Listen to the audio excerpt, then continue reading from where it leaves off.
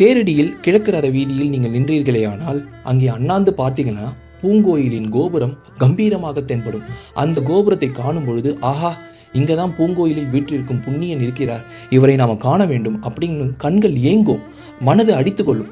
இதற்காக கால்கள் பூங்கோயிலை நோக்கி நடக்க ஆரம்பிக்கும். அவ்வாறாக அந்த சன்னதி தெரு வழியாக நீங்கள் நடந்து செல்லும் பொழுது அங்கே திருவாரூரில் தியாகராஜ பெருமான் நடந்து வந்தாராமே, எல்லா இடத்துக்கும் நடந்தாராமே, அப்பேற்பட்ட தியாகராஜ பெருமானுடைய திருவடி இந்த சன்னதி தெருவிலும் பட்டிருக்குமோ அப்படிங்கிற அந்த ஒரு ஏக்கத்தோடு, அதில் ஏதாவது ஒரு துகள்கள் இங்கே இருக்குமோ அப்படிங்கிற அந்த ஒரு ஏக்கத்தோடு நாம் நடந்து கொண்டே போவோம். அவ்வாறாக செல்லும் பொழுது இந்திரபீடம் எனும் மேல்தளம் இல்லாத ஒரு மண்டபம் அங்கே தென்படும். அதை தாண்டி செல்லும் பொழுது அங்கே கோபுர வாசல் கம்பீரமாக நம்மை வரவேற்கும். அவ்வாறாக உள்ளே சென்று அங்கே விநாயகப் பெருமானை நாம் வணங்குவோம். வணங்கி அடுத்ததாக செல்லும் பொழுது வலதுபுறமாக திருவார் பெருமை திகழ்கின்ற தேவாசிரியன் எனும் திருக்காவணம் அப்படிங்கிற அந்த ஒரு வாக்கியம் நம்மை ஈர்க்கும். நான் என்ன சொல்றேன்னா, அந்த இடத்திற்கு செல்லுங்கள்.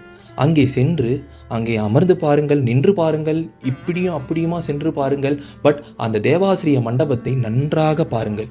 ஏனென்றால் அந்த தேவாசிரிய மண்டபத்தில் தான் தேவர்களும் முனிவர்களும் ரிஷிகளும் பல்லாயிரக்கணக்கான அடியார் பெருமக்களும் பக்தர்களும் அந்த இடத்தில் தான் தியாகராஜ பெருமானையும் புற்றிடம் கொண்டாரையும் நினைத்து நினைத்து பாடி நெக்குருகி அங்கே பக்தி பண்ண இடம் தான் இந்த தேவாசிரிய மண்டபம். அப்பேற்பட்ட அந்த இடத்தில் ஒரு க்ஷணமாவது நாம் நின்று அந்த இடத்தை நாம் காண வேண்டும். இல்லைன்னா வச்சுக்கோங்களேன், விரண்மிண்ட நாயனார் புறகு அப்படின்னு சொல்லி நம்மளை ஒதுக்கி வச்சிருவார்.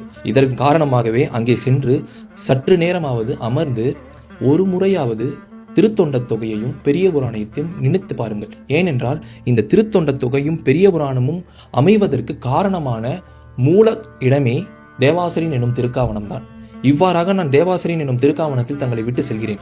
அடுத்த பதிவில் பூங்கோயிலில் வீட்டிற்கும் புண்ணியனை காண்பதற்கு நான் உங்களை அழைத்து செல்கிறேன். திருச்சிற்றம்பலம்.